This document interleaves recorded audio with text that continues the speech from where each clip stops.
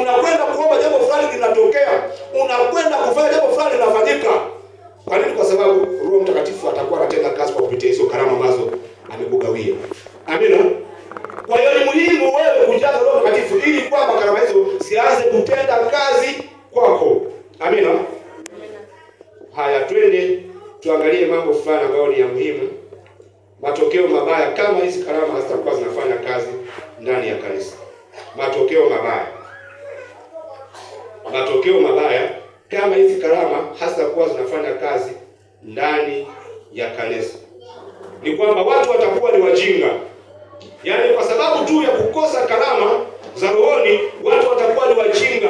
Kwa maana kusema kwamba watakuwa hawawezi kufanya yale ambayo wakati mwingine wanatakiwa kufanya kwa wakati. Karama hizi zinamfanya mtu asiwe mjinga. Karama hizi zinafanya kanisa lisiwe na watu ambao ni wajinga. Unaona watu wa Galatia, Paulo anawaambia, enyi wa Galatia, ni nani aliyewaroga? Ninyi ambao mlianza kwa roho, sasa mnamaliza kwa mwili. Mmewakuwa wajinga kiasi hiki hata mmepatikana mabaya kwa namna hii.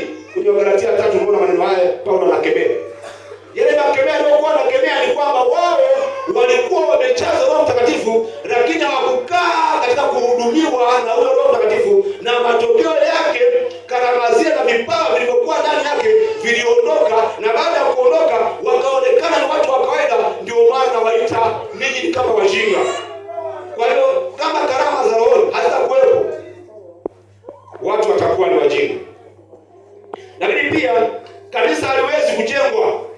Kanisa halitajengwa. Yaani kama karama hizi hazitakuwepo, kanisa halitajengwa. Yaani mwili wa Kristo hautajengwa. Hautakuwa na hali ya kufaidiana. Karama hizi zinasababisha kanisa la Mungu lijengwe.